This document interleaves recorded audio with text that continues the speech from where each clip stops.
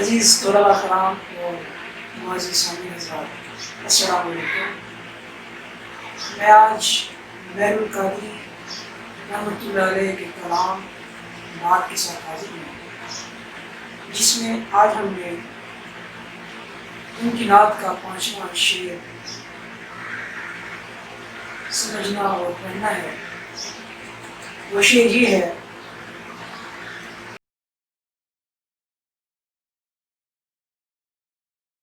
انسان کو شائستہ و خوددار بنایا، تہذیب و تمدن تیرے شرمندہ احسان۔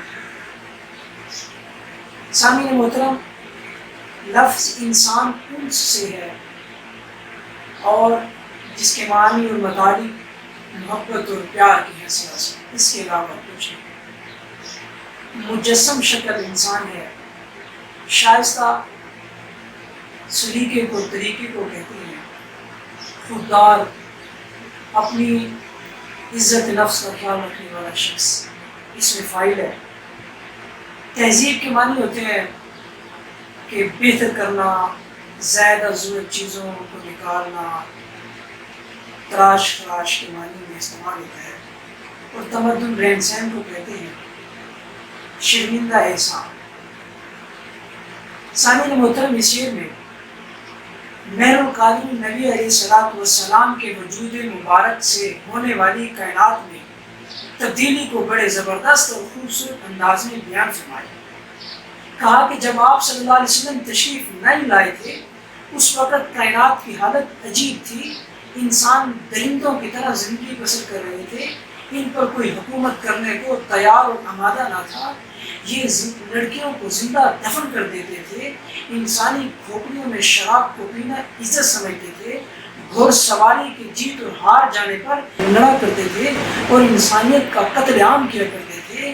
ان پر کوئی حکومت کرنے کو تیار نہیں تھا، جس کی لاٹھی اس کی بھینس کا قانون تھا۔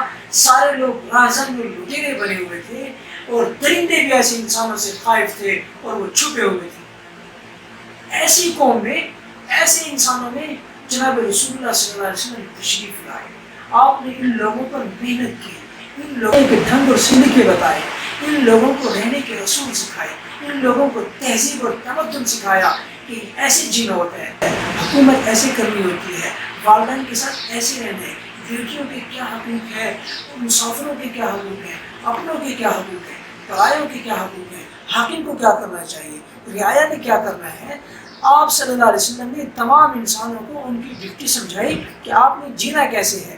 المختصر نبی علیہ السلام نے آ کر ان لوگوں پر، جو جاہل طرز کے لوگ تھے، جن پر حکومت کرنے کے لیے کوئی تیار نہیں ہوتا تھا، جو درندوں جیسی زندگی بسر کر رہے تھے، آقا نے محنت کی، ان کی زندگیوں میں تغیر اور تبدل آیا۔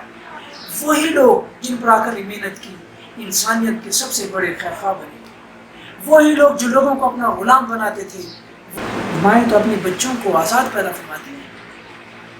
کون ہے جو ان کے پاؤں میں زنجیر ڈالتا ہے؟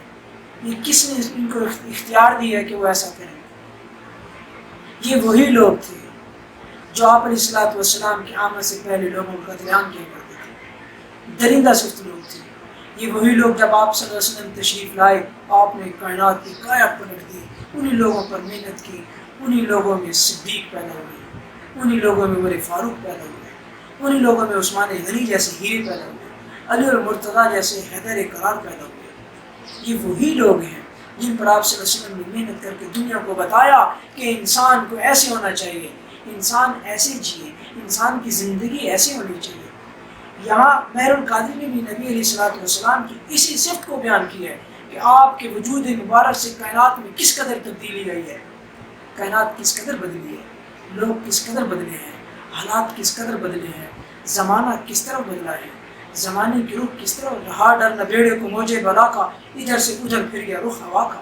یہ نبی علیہ السلام کی برکت ہے۔